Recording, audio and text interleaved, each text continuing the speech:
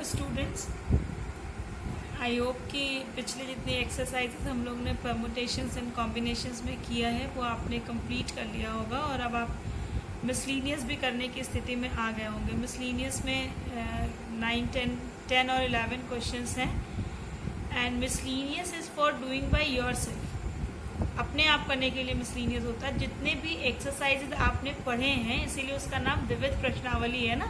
जितने भी एक्सरसाइजेज आप अलग अलग एक्सरसाइजेज में अलग अलग फार्मूले पढ़ते हैं, तो आपने जितने भी फार्मूले पढ़े हैं उन सबको कंबाइंड और थोड़ा सा आप पढ़ चुके हैं, इस वजह से उसका स्टैंडर्ड इम्प्रूव करके जो क्वेश्चंस होते हैं वो मिसलीनियस है, विविध प्रश्नावली में दिए रहते हैं। So you should do it by yourself, but if you are facing any type of problem, you can inbox me anytime, okay, on YouTube or on my personal number or during the query session. आज हम जैसे कुछ extra questions हमने permutations के पढ़े थे, वैसे ही आज हम कुछ एक्स्ट्रा क्वेश्चंस, कुछ अलग टाइप के क्वेश्चंस जिसमें कुछ कंडीशन इम्प्लाई की गई हो क्वेश्चन पे, ऐसे कॉम्बिनेशन के क्वेश्चंस करेंगे। So let us do.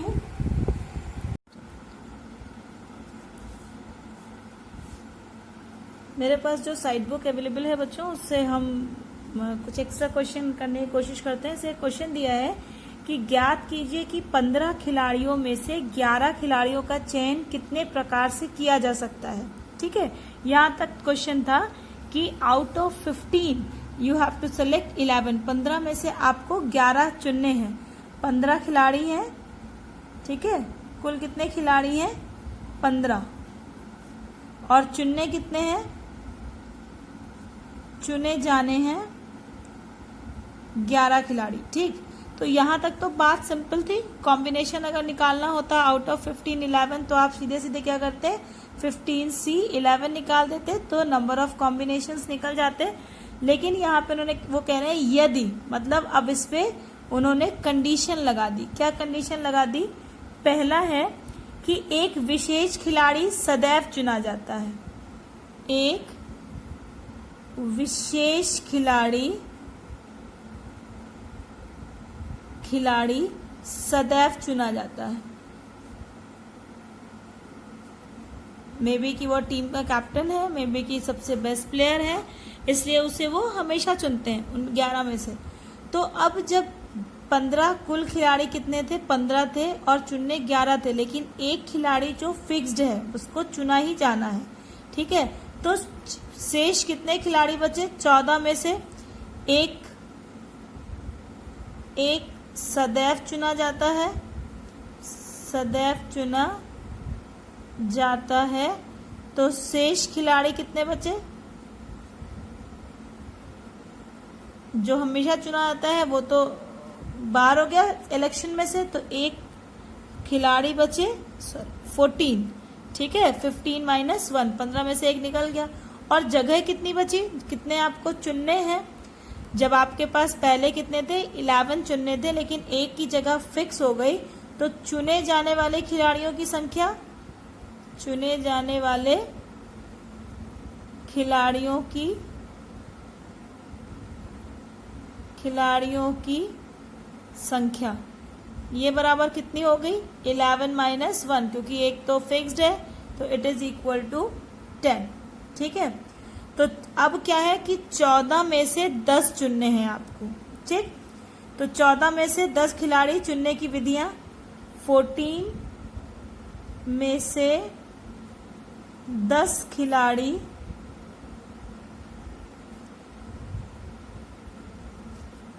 चुनने की विधियां, मतलब कॉम्बिनेशन कितना हो जाएगा? 14C 10। अब यहाँ पे हमने परमुटेशन क्यों नहीं लगाया? क्योंकि हम जानते हैं परमुटेशन में ऑर्डर मैटर करता है, लेकिन जब आप किसी टीम का चयन कर रहे हैं तो आप किस खिलाड़ी को पहले चुन रहे हैं और किस खिलाड़ी को बाद में चुन रहे हैं, इससे कोई फर्क नहीं पड़ता। ठीक है, तो it is equal to 14C 10। अब आपको फॉर्मूला याद होगा, हम लोगों ने पिछले वीडियो में ही हम लोगों ने पढ़ा था, NCR is equal to NCN-R, पढ़ा था ना। यहाँ पे इसको 14C 10 को हम लिख सकते हैं 14c 14 माइनस 10 यानी 14c 4 है ना, it is equal to 14c 14 minus 10 it is equal to 14c 4। बच्चों इसको करने से कैलकुलेशन थोड़ा इजी हो जाएगा, अदरवाइज आप चाहें तो यहीं से इसको डायरेक्टली कैलकुलेट कर सकते हैं। Factorial 4 upon factorial 10 into 14 minus 10 का फैक्टोरियल है ना, factorial n upon factorial r into n minus r का factorial, it is equal to factorial 14 upon factorial 10 into factorial 4। ठीक है, इससे आप यहाँ से सीधे आप इसको स्किप भी कर दें, नहीं आ जाएगा तो आप यहाँ से भी डायरेक्टली कैलकुलेशन करके अपना आंसर निकाल सकते हैं। ये पहली कंडीशन थी। वो दूसरी कंडीशन कह रहे हैं, ये तो एक अच्छे खिलाड़ी की थी, एक विशेष खिलाड़ी की जो हमेशा चुना जाता है। अब वो कह रहे हैं कि एक विशेष खिलाड़ी जो कभी नहीं चुना जाता। ठीक है, एक विशेष खिलाड़ी जो कभी नहीं चुना जाता। एक खिलाड़ी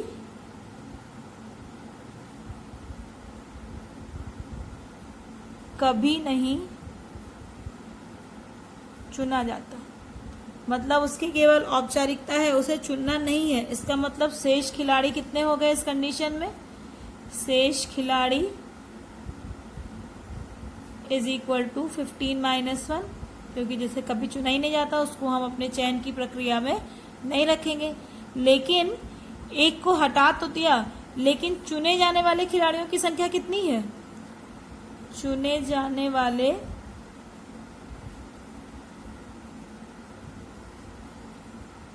खिलाड़ियों की संख्या ये अभी भी 11 ही है, क्योंकि इसे नहीं लिया जाएगा, नहीं लिया जाएगा एक खिलाड़ी को, ये तय है। तो मतलब जो चुने जाने वाले हैं वो 15 की जगह 14 ही बचे, लेकिन टीम में तो अभी भी 11 ही है, टीम में किसी की जगह सुरक्षित नहीं है। तो इस कंडीशन में कुल विधियां कितनी हो जाएंगी?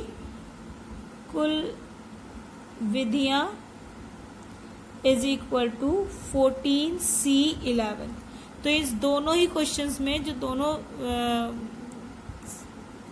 वो सर्टेन कंडीशंस दी गई थी, दोनों में जो शेष बचे खिलाड़ी थे वो 14 ही थे, लेकिन यहाँ चूंकि चुने हुए खिलाड़ियों में एक सीट रिजर्व थी, तो इसलिए यहाँ पे चुने जाने वाले खिलाड़ियों की संख्या 10 हो गई। जबकि यहाँ नहीं लेने में रिजर्वेशन है, लेकिन लेने में कोई रिजर्वेशन नहीं है। ठीक है, इसलिए यहाँ पे 11 के 11 खिलाड़ी ही चुनने हैं। तो it is equal to factorial 4 upon factorial 11 into 14 minus 11 का factorial, that is equal to factorial 3। अब आप इसे कैलकुलेट कर सकते हैं। तो इस तरह के ये कंडीशनल कॉम्बिनेशंस हैं। फिर कह रहा है कि 52 ताशों की गड्डी में 4 पत्तों को चुनने के तरीकों की संख्या ज्ञात कीजिए। 52 ताश में 52 पत्ते होते हैं, 4 पत्तों को चुनने के तरीके ज्ञात करना है। इनमें से अब उसमें कंडीशन दी गई कि इनमें से कितनों में चारों पत्ते एक ही प्रकार के हैं। चारों पत्ते एक ही प्रकार के हैं। तो पहले तो अगर 52 की गड्डी है, 52 ताश, आपने ताश की गड्डी देखी होगी, इसमें 13 करके 4 तरह के पत्ते होते हैं, है ना। ईंट होता है, लाल पान होता है, एक काला पान होता है, और एक क्या कहते हैं, एक स्पेड होता है, एक क्लब होता है, एक हार्ट होता है, और एक स्पेड, क्लब, हार्ट और एक और, मतलब कुल मिला के 4 तरह के पत्ते होते हैं। ठीक है, ताश की गड्डी में अगर आप शेप के हिसाब से देखें तो एक ऐश होता है, तो 4 तरह के पत्ते होते हैं अगर आप शेप के हिसाब से देखें तो। और अगर कलर के हिसाब से देखें तो 26 जो है रेड कलर के पत्ते होते हैं, और 26 जो है वो ब्लैक कलर के पत्ते होते हैं। ठीक है, तो अब वो कह रहा है कि अगर 52 की गड्डी है और एक बार में 4 चुनने हैं, तो चुनने के तरीके, पहला कह रहा है कि 4 पत्तों को चुनने के तरीके, तो 4 पत्तों को चुनने के तरीके। It is equal to 52C4। 52 में से 4 हमको निकालने हैं, और किस ऑर्डर में निकालते हैं ये मैटर नहीं करता इसमें, इसलिए हम कॉम्बिनेशन लगाएंगे। ठीक है, अब वो कंडीशन लगा रहे हैं। I am not going to do the calculations हम नहीं कर रहे हैं। You can do it by yourself, you know the formula and I hope कि you know the multiplication and division. Multiplication division आपको आता है, मैं ये मान के चल रही हूँ, इसलिए मैं इसका कैलकुलेशन नहीं करूँगी। अब वो कह रहे हैं कि पहली कंडीशन कि चारों पत्ते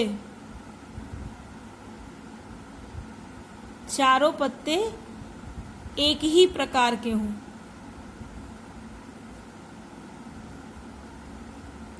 चारों पत्ते एक ही प्रकार के हो, तो ईंट के 4 पत्ते हो जाएंगे, चिड़ी के 4 पत्ते हो सकते हैं। ईंट के कितने होते? 13 पत्ते होते। 13 में से ईंट के 13 पत्ते होते हैं ना। 13 पत्ते में से कितना चुनना है? एक ही प्रकार के हैं तो 4 चुनना है। 4 पत्ते चुनना।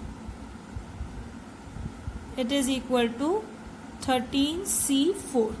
ठीक है, ऐसे ही चिड़ी के भी 13 होते हैं। अभी हमने कहा 13 जगह 52 पत्ते होते हैं, तो चिड़ी के 13 पत्ते में से 4 पत्ते चुनना इज इक्वल टू 13C4 फिर से हो जाएगा।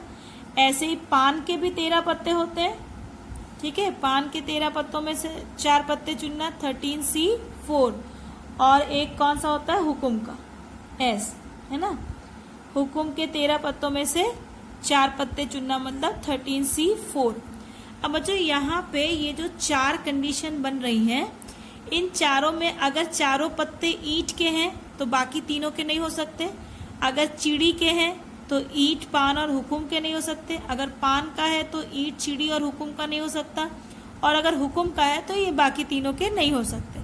तो यहाँ पर इसका मतलब क्या हुआ कि ये सारे जो हैं वो अपवर्जी हैं। एक के होने पर दूसरे के होने की संभावना नहीं होगी। तो यहाँ पे हमारे पास योग का सिद्धांत लगेगा, क्योंकि परस्पर अपवर्जी होने पर हम लोग पहले ही पढ़ चुके हैं कि परस्पर अपवर्जी होने पर योग का सिद्धांत लगता है। तो योग के सिद्धांत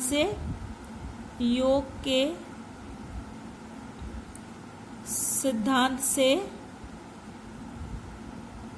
कुल विधियां कितनी हो जाएंगी? 13C4 plus 13C4 plus 13C4 plus 13C4। ठीक है, यानी ये हो गया 4 into 13C4। So it is equal to 4 into factorial 13 upon factorial 4 into 13 minus 4, it is equal to 9 factorial 9। ठीक है, तो इसको अब आप सॉल्व कर लेंगे तो टोटल विधियां मिल जाएंगी।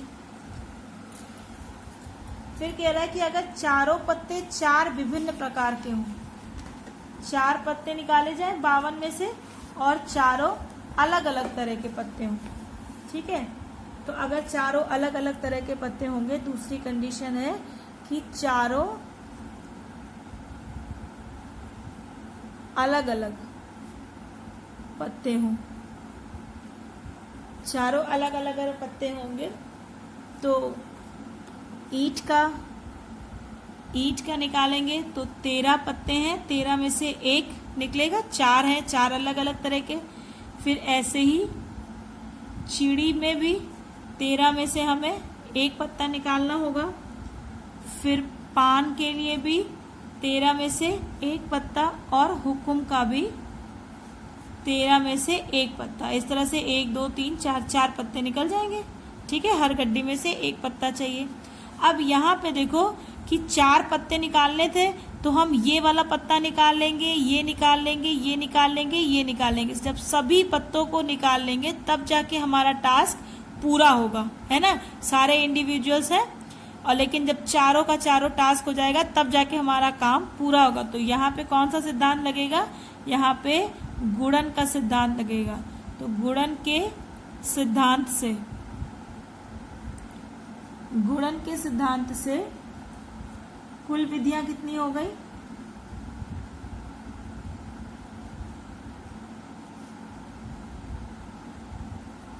कुल विधियां इज इक्वल टू, इन सब का मल्टीप्लीकेशन होगा 13C1 की वैल्यू कितनी होगी, 13C1 is equal to factorial 13 upon factorial 1 into 13 minus 1 यानी फैक्टोरियल 12। तो ये हो गया 13 into factorial 12 upon 1 into factorial 12, cut गया, तो इट इज इक्वल टू 13। तो कुल विधियां कितनी हो गई, 13 इंटू 13 इंटू 13 इंटू 13। ठीक है, अब इसको आप कैलकुलेट कर लीजिएगा कि ये कितना आएगा। अब तीसरी कंडीशन है कि चारों पत्ते फेस कार्ड हो। फेस कार्ड मतलब तस्वीरों वाले, चारों पत्ते फेस कार्ड। फेस कार्ड कौन कौन से होते हैं, हर रंग में 3 फेस कार्ड होते हैं। एक कौन सा होता है, बादशाह का, एक बेगम का, एक क्वीन होता है, एक किंग होता है और एक जैक होता है ना। तो अगर चारों पत्ते जो हैं वो फेस कार्ड हो तो एक 13 की गड्डी में 3 फेस कार्ड होते हैं। तो अगर 3 है तो चारों में कितने हो जाएंगे, 3 इंटू 4। ठीक है, एक प्रकार के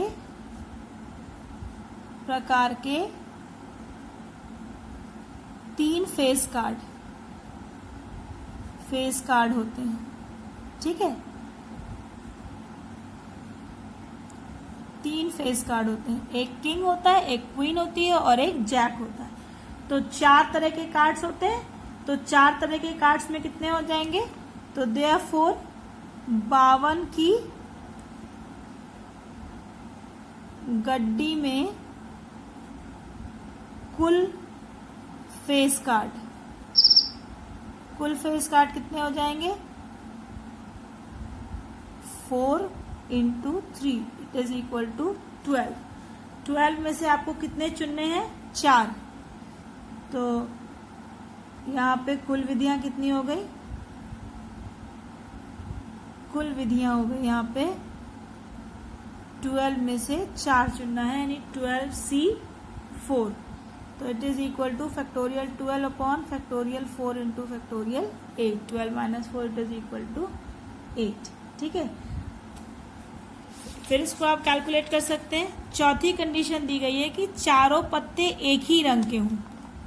तो अभी हमने कहा था कि रंग के हिसाब से अगर देखें तो 26 लाल रंग के होते हैं कार्ड और 26 कार्ड ब्लैक कलर के होते हैं। ठीक है, अगर डिजाइन के हिसाब से देखेंगे तो 4 तरह के पत्ते होते हैं, 13-13। और अगर कलर के हिसाब से देखेंगे तो 2 तरह के पत्ते होते हैं, 26 में से 26 लाल होते हैं और 26 काले होते हैं। तो अगर लाल रंग के 4 पत्ते निकालने हैं तो 2 पत्ते 26 में से निकालेंगे और 2 पत्ते काले में से निकालेंगे। ठीक है, 26 लाल में से 2 कार्ड चुनने की विधियां कितनी हो जाएंगी, 26C2 है ना। फिर 26 काले में से 2 कार्ड चुनने की विधियां, ये भी हो जाएगा 26C2।